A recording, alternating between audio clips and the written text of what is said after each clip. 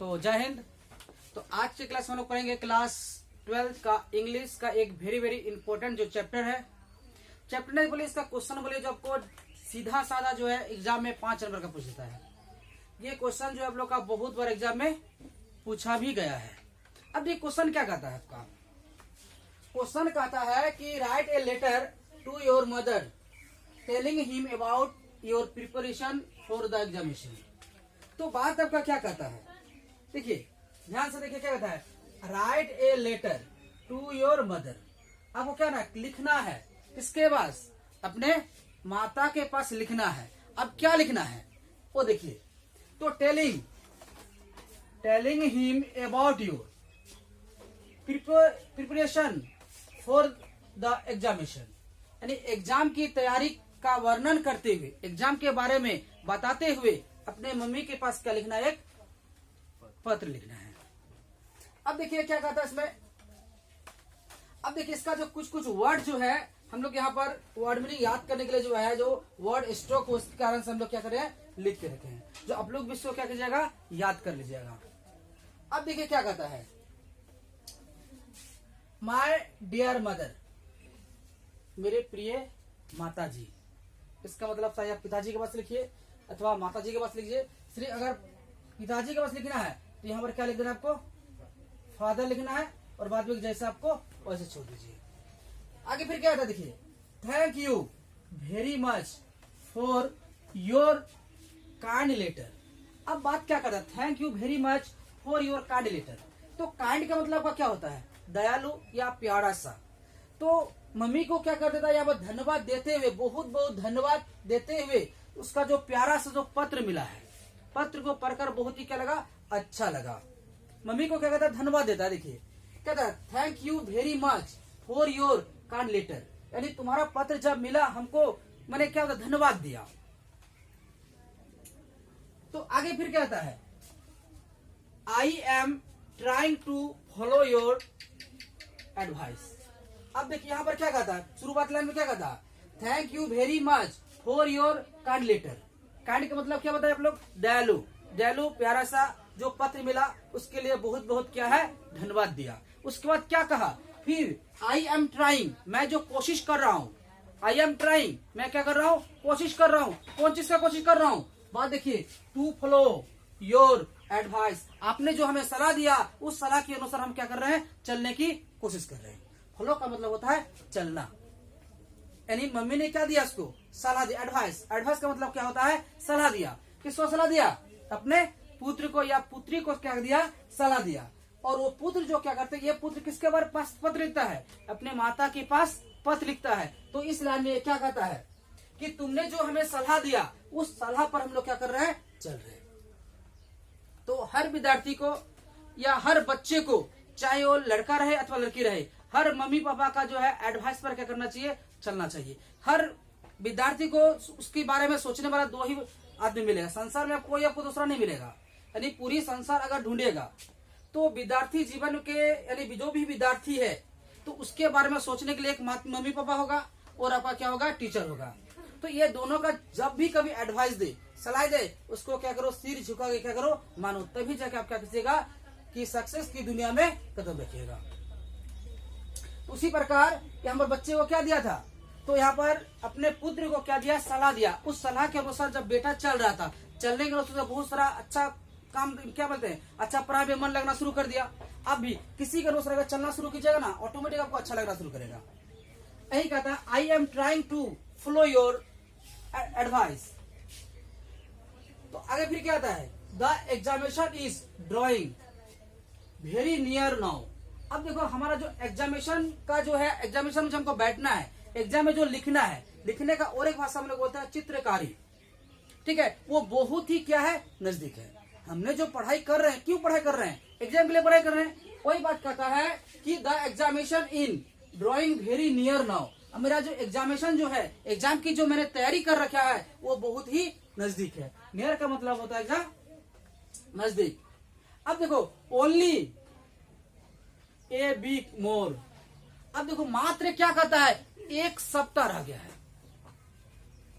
Exam का, जैसे कोई 10th का हो गया, कोई 12th का हो गया, कोई यूपीएससी का हो गया, या कोई भी चीज का जो एग्जाम का तैयारी कर रहा है, तो क्या कहा, कहता only a week more and I shall be in the examination hall. उसके बाद मैं कहाँ रहूंगा, एग्जामिनेशन हॉल में, यानी एग्जाम सेंटर में एग्जाम देने के लिए क्या हो जाएगा, बैठ जाएगा।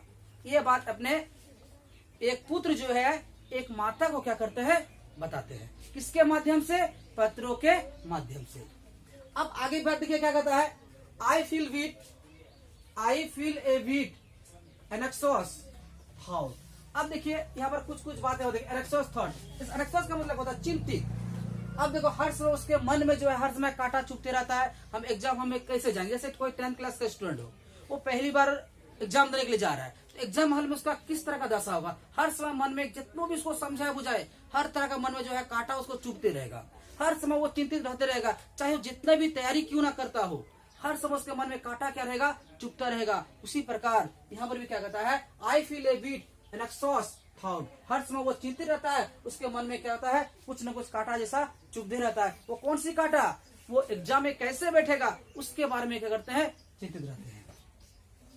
आगे फिर क्या करते, देखो I have done my best to prepare myself for the examination.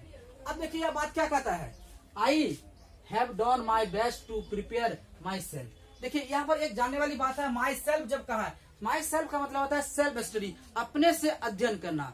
हर विद्यार्थी को ये होना चाहिए कि एग्जाम का जो हम लोग तैयारी कर रहे हैं वो अपने अपने पूरा कॉन्फिडेंस होना चाहिए, अपने अपने आत्मबल होना चाहिए कि हम एग्जाम का जो है फुल्ली तैयारी मेरे पास है, जैसा भी एग्जाम होगा हम उस एग्जाम को अच्छे तरह से निकाल सकते हैं। तो उसका तैयारी जो प्रिपेयर का मतलब था तैयारी अपने से जो माई सेल्फ मतलब अपने से जो तैयारी किया, किसका तैयारी किया, एग्जामिनेशन का क्या किया, तैयारी किया। जानते एक टीचर क्या करता है, एक टीचर हो गया और एक मम्मी पापा हो गया, वो क्या करते हैं, एग्जाम का तैयारी का रास्ता बताते हैं, आपको पढ़ना क्या है, चलना किधर है, कौन सी पुस्तकें पढ़ना है, ये सब टीचर बताते हैं। और पढ़ना तो खुद किसको पड़ेगा, स्टूडेंट को ही पढ़ना पड़ेगा। तो उसी प्रकार सबसे अच्छा जो स्टडी होता है वो होता है सेल्फ स्टडी, यानी सबसे बढ़िया जो शिक्षा होता है जो अपने से पढ़ के होता है। टीचर क्या बताना कि हमको पढ़ना क्या है। आगे फिर क्या होता है, I have carefully received all the course of study. अब देखिए क्या कहता है, अब मैंने सावधानी पूर्वक, अब यहाँ पर क्या हो जाता है, केयरफुली। केयरफुली का मतलब होता है सावधानी पूर्वक जो है मेरा जो कोर्स का मतलब होता है पाठ्यक्रम। जैसे कोई विद्यार्थी अभी 10th में पढ़ रहा है, 10th का पूरा कोर्स होगा, जैसे आपका क्या क्या मैथ पढ़ना है, उसके बाद क्या पढ़ना है, हिस्ट्री पढ़ना है, साइंस पढ़ना है, हिंदी पढ़ना है, संस्कृत पढ़ना है। उसी प्रकार कोई जो 12th का स्टूडेंट होगा उसके लिए हिस्ट्री होगा, पॉलिटिकल साइंस हो गया, ज्योग्राफी हो गया, इंग्लिश हिंदी, ये सब पढ़ना है। ये सब उसका क्या हो गया, पाठ्यक्रम हो गया। इसी को हम लोग क्या बोलते हैं, कोर्स बोलते हैं। उस कोर्स को बहुत अच्छे तरह से वो क्या कर लिया है, पढ़ लिया है। अब देखो केयरफुली मतलब सावधानी पूर्वक उस क्या होते हैं, कोर्स को क्या है, पढ़ा है। अब देखिए फिर क्या कहते हैं, स्टडी का मतलब होता है अध्ययन करना। जैसे आप लोग अभी इंग्लिश पढ़ रहे हैं, इंग्लिश का जितना भी चैप्टर है उस चैप्टर को अच्छे से पढ़ लीजिए। पढ़ना मतलब अध्ययन कर लीजिए, कोई तरह का दिक्कत आपको आएगा ही नहीं। जानते कौन विद्यार्थी डरता है, जो विद्यार्थी पढ़ता नहीं है। आगे देखिए, I still have some time and I shall again to over the most important points. अब देखिए बात क्या था, I still have some time and I shall again to over the most important point. अब देखिए स्टिल का मतलब फिर भी, उसको तैयारी है फिर भी वो क्या करते हैं, तो चैप्टर में से यानी पार्ट व जितना भी चैप्टर है उस चैप्टर में से जो मेन जो पॉइंट है, जो जिसको बोलते हैं MVBI मोस्ट VBI क्वेश्चन, उसको क्या करते हैं, वो केंद्रित करते हैं। यानी जिसके एक होता है ना आपका व्हाइट, ये क्या बोलते हैं उसको, रंगाने गला जो रहता है, ठीक है, तो उसको क्या करते हैं, उससे रंगा दीजिए या हेडिंग लगा दीजिए, उसके अनुसार क्या करते हैं, कर देते हैं। वही कहते हैं पर आई स्टिल, फिर भी क्या करते हैं, I have some time and I shall again to over the most important points. यानी एग्जाम में जो भी क्वेश्चन आपका आएगा या पीछे से पूछा गया है, लगता है कि टीचर बताता कि ये वाला एग्जाम में आएगा, इस पॉइंट को वो क्या करके रखा है, केंद्रित करके रखा है। In fact I do not want to leave anything to chance. अब क्या कहता है, फैक्ट मतलब कोई भी तथ्य। मैं ये नहीं चाहता हूं कि कोई भी फैक्ट, कोई भी तथ्य क्या कर जाए, हमसे छूट जाए, दोबारा हमको चांस के लिए दोबारा चांस ना मिले। चांस का मतलब क्या होता है, मौका। आगे फिर कहता है the only subject which to be difficult. मात्र एक ही ऐसा विषय बचा है जो हमको क्या लग रहा है, डिफिकल्ट लग रहा है। डिफिकल्ट का मतलब थोड़ा सा, जिसको गड़बड़ी बोलते हैं, इसका बारे में तैयारी पूरी तरह से नहीं हो पाया। इस सब्जेक्ट का आप लोग यहाँ पर क्या दीजिएगा। जैसे हम सपोज करते हैं कि आप लोग का कोई विद्यार्थी जो है उसको इंग्लिश अच्छा नहीं है, तो यहाँ पर इंग्लिश लिख दीजिएगा। और जिसका मैथ है, मैथ लिख सकते हैं। जिसका जो विषय जिसको दिक्कत है, उस विषय के बारे में आप क्या कीजिएगा, यहाँ पर कर दीजिएगा। फिर आगे क्या होता है, I have been trying hard to be good at it. फिर भी मैं क्या करता हूँ, इसके बारे में तैयारी करने के लिए बहुत मैंने कठिन परिश्रम कर रहा हूँ।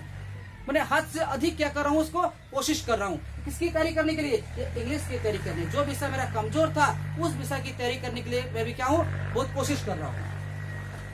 But I am not sure. क्या कहता है, but I am not sure. फिर भी मैं क्या हूँ, फिर भी मैं इसका जरूरी है।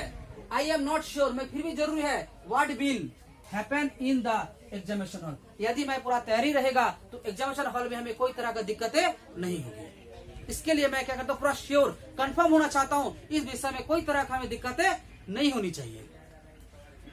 आगे फिर क्या कहता है, आई एम ग्लैड टू से I feel all right in the health. अब देखो क्या कहता है, आई एम ग्लैड। ग्लैड का मतलब प्रसन्न, यानी खुश। आई मैं भी बहुत खुश हूँ, क्योंकि मुझे अपने अपने महसूस हो रहा है कि मैं एग्जाम का जो मेरा स्वास्थ्य भी अच्छा है, और मैं एग्जाम का जो तैयारी कर रहा हूँ वो भी मेरा अच्छा से चल रहा है।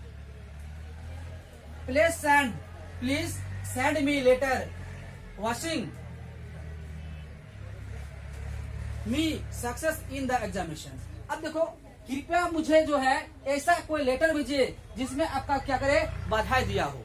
क्यों चीज का बधाई, एग्जाम का जो तैयारी कर रहा है तो उस प्रकार बधाई, एग्जाम में अच्छा से पास कर जाए, इसके लिए आप क्या कीजिए, एक बधाई पत्र को भेजिए। देखो, प्लीज का मतलब कृपया, सेंड भेजना, मी मुझे, लेटर पत्र, वाशिंग मतलब बधाई देते हुए क्या लिखना है, मी सक्सेस मेरी सफलता के लिए, इन द एग्जामिनेशन जो एग्जामिनेशन जो तैयारी कर रहा हूँ उसकी जो सफलता होगा उसके लिए बधाई पत्र लिखिएगा। अब फिर कहता है with love and best wish. अब देखो, साथ में क्या भेजिएगा, अपना प्यार और अपना आशीर्वाद, अपना इच्छाएं भेजिएगा। योर लवली सन या डॉटर। अब जो भी लड़की है तो आप क्या लिखेंगे, यहाँ पर डॉटर लिखेंगे। अगर आप क्या है, लड़का है तो आप क्या लिखेंगे, सन लिखेंगे। तो अब देखिए बात यहाँ पर अपना क्या लिखना है, नाम लिखना है।